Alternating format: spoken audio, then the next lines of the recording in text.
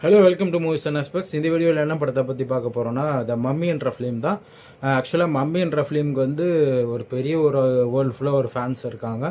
பழைய மம்மி ஃபிலிம்லாம் வந்து நிறைய பேரோட ஃபேவரட்டாக இருந்துச்சு. அண்ட் அதுக்கப்புறம் வந்து அது வந்து டாம் க்ரூஸை வச்சு ஒரு மம்மி வந்து கொஞ்சம் வருஷத்துக்கு முன்னாடி எடுத்தாங்க.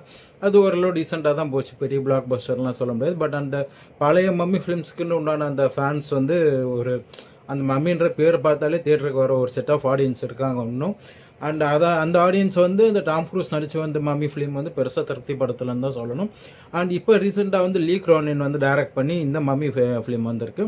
இவர் வந்து லாஸ்ட்டாக ஈவில் டெட் ரைஸ் அப்படின்ட்டு ஈவில் டெட் படத்தோட லாஸ்ட் பார்ட் இப்போ 2023 வந்து அந்த படத்தை வந்து இவர் டைரக்ட் பண்ணார். ஸோ அவர் தான் வந்து இந்த மம்மியை டைரக்ட் பண்ணியிருக்காரு.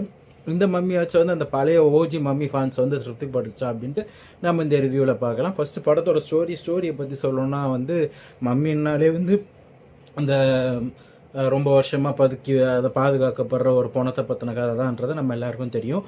ஸோ இதுலேயும் அந்த மாதிரி ஒரு ரொம்ப வருஷமாக பாதுகாக்கப்படுற ஒரு தீய சக்தியை வந்து ஒரு சவப்பெட்டியில் அடைச்சி வச்சுருக்காங்க. அது வந்து வெளியே வர டைம் வரப்போ அதை கண்ட்ரோல் பண்ணுறதுக்கோசரம் வந்து அந்த சவப்பெட்டி இருக்கிறவங்க என்ன பண்ணுறாங்கன்னா, அதை வந்து வேறு யாரோடைய உடம்புலையாச்சும் புகுத்தி அதை வந்து கட்டி போட்டு இன்னொரு சவப்பெட்டியில் மாற்றி வைக்கணும் அப்படின்னு நினைக்கிறாங்க.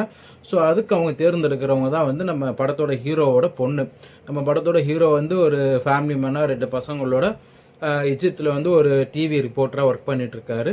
ஸோ அவரோட பொண்ணு வந்து இந்த மம்மியோட வீட்டில் வச்சுருக்க அந்த வசதிக்காரி வந்து கொஞ்சம் ஹிப்னோடைஸ் பண்ணி கடத்திட்டு போயிடுறாங்க. கடத்திட்டு போயிட்டு ரொம்ப வருஷமாக வந்து அவங்க கிடைக்கவே இல்லை. அந்த குழந்தை ஒரு 8 வருஷம் கழித்து அந்த குழந்தை வந்து திரும்ப அவங்களுக்கு கிடைக்கிது.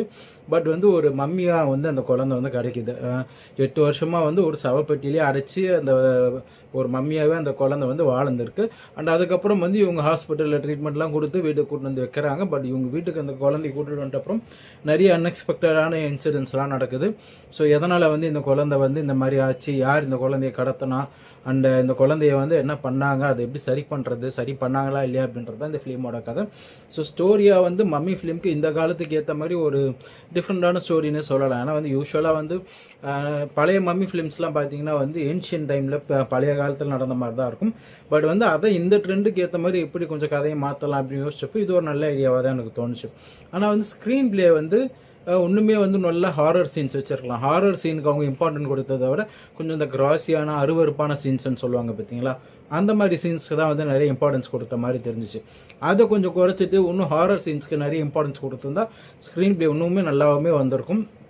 ஏன்னா ஒரு ஸ்டேஜுக்கு மேலே வந்து தியேட்டருக்கு போகிற ஆடியன்ஸ் வந்து ஒரு ஜாலியான ஃபிலிம் பார்க்கலாம், இல்லை ஒரு ஹாரர் ஃபிலிம்னா ஒரு பயமாக ஒரு நல்ல ஒரு பயத்தோடு பார்க்கலாம் அப்படின்னு நினைப்பாங்க. அண்ட் ஏதாவது ஒரு கேன்டீனில் வாங்கி சாப்பிட்டுட்டே பார்க்குற ஆடியன்ஸ் தான் நிறைய இருப்பாங்க. பட் அந்த மாதிரியான ஆடியன்ஸ் வந்து இந்த படத்தை வந்து பார்த்தாங்கன்னா வாந்தி எடுத்துருவாங்கன்னு தான் சொல்லணும். ஏன்னா வந்து நிறைய சீன்ஸ் வந்து ரொம்ப ஒப்புற மாதிரி இல்லை, ரொம்ப கிராஸியாக இருக்கும். உங்களுக்கு வந்து ரொம்ப கிராஸியான ஃபிலிம்லாம் பிடிக்கும் அப்படின்னா நீங்கள் இந்த படத்தை கண்டிப்பாக பார்க்கலாம்.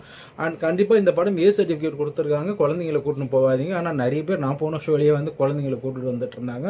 இது வந்து குழந்தைங்கெல்லாம் பார்க்குறதுக்கு தகுதியான படமே கிடையாது. தயவு செஞ்சு வந்து உங்கள் கிட்ஸ் எல்லாம் வந்து தேட்டருக்கு கூப்பிட்டு போகாதீங்க இந்த படத்துக்கு. அண்ட் இந்த படம் வந்து எப்படின்னா உங்களுக்கு இந்த மாதிரி ஒரு கிராஸியான ஹாரர் ஃபிலிம் பிடிக்குன்னா ஒரு டீசெண்டான தியேட்டரிக்கல் வாட்சாக இருக்கும். பட் நீங்கள் பழைய மம்மியெல்லாம் நினச்சி ஒரு அட்வென்ச்சர் ஃபிலிமாகவும் இருக்கும், ஹாரர் ஃபிலிமாகவும் இருக்கும்.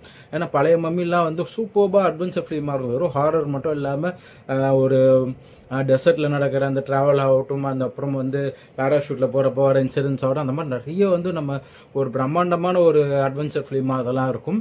அந்த மம்மின்ற கான்செப்ட் சின்னதாக இருந்தாலும் இதெல்லாம் நல்லா நிறையவே இருக்கும். பட் இதில் வந்து அட்வென்ச்சர்லாம் எதுவுமே இல்லை. ஒரு நார்மலான ஒரு ஹாரர், ஒரு ஈவில் டெட்டுக்கும் இதுக்கும் பெரிய வித்தியாசம் இல்லைன்னு தான் சொல்லணும். ஒரு ஈவில் டெட் மாதிரி, எக்ஸாசிஸ்ட் மாதிரி, அந்த மாதிரி ஒரு ஃபுல்லாக ஒரு கிராஸியான ஹாரர் ஃபிலிமாகவே தான் ட்ரீட் பண்ணியிருக்காங்க. அந்த மம்மிக்கு உண்டான அந்த அட்வென்ச்சர் வந்து இதில் டோட்டலாக மிஸ்ஸிங் தான் சொல்லுவோம். ஓவராலாக வந்து இந்த ஃபிலிம்க்கு வந்து as a நார்மல் ஹாரர் ஃபிலிமாக 70 மார்க்ஸ் தரலாம். பட் வந்து ஒரு மம்மி ஃப்ரான்ச்சைஸாக பார்த்தீங்கன்னா இது வந்து ஒரு 60 மார்க்ஸ் தான் தர முடியும். ஏன்னா மம்மி ஃப்ரான்ச்சைஸ் வந்து நம்ம சின்ன வயசுலேருந்து ஒரு வெறும் ஹாரர் மட்டும் இல்லாமல் ஒரு அட்வென்ச்சரையும் பார்த்து வளர்ந்தவங்க. அப்படிப்பட்ட ஆடியன்ஸ்க்கு இதுக்கு ஒரு சின்ன டிசப்பாயின்மெண்ட்டாக இருக்கும். எனக்குமே கொஞ்சம் டிசப்பாயின்மெண்ட்டாக இருந்துச்சு. பட் ஒரு நார்மலான ஒரு ரொம்ப ஒரு கிராஸியான ஹாரர் ஃபிலிம் பார்க்குறவங்களுக்கு இது ஒரு டீசெண்டான வாட்சாக இருக்கும். அண்ட் தயவு செஞ்சு போனீங்கன்னா கிட்ஸை கூட்டிகிட்டு போகாதீங்க. அண்ட் மம்மின்ற பேருக்கோசரம் இந்த படமுமே நல்லா பாக்ஸ் ஆஃபீஸ் ஃபுல் பண்ணிட்டுருக்கு. தமிழ்நாட்டிலே ஷோஸ்லாம் வந்து டீசெண்டான ஆக்குபென்சியில் போகுது. கண்டிப்பாக உங்களுக்கு வந்து இந்த மாதிரியான இந்த ஜென்னர் உள்ள ஃபிலிம் பிடிக்குன்னா தியேட்டரில் பாருங்கள். Thanks, by.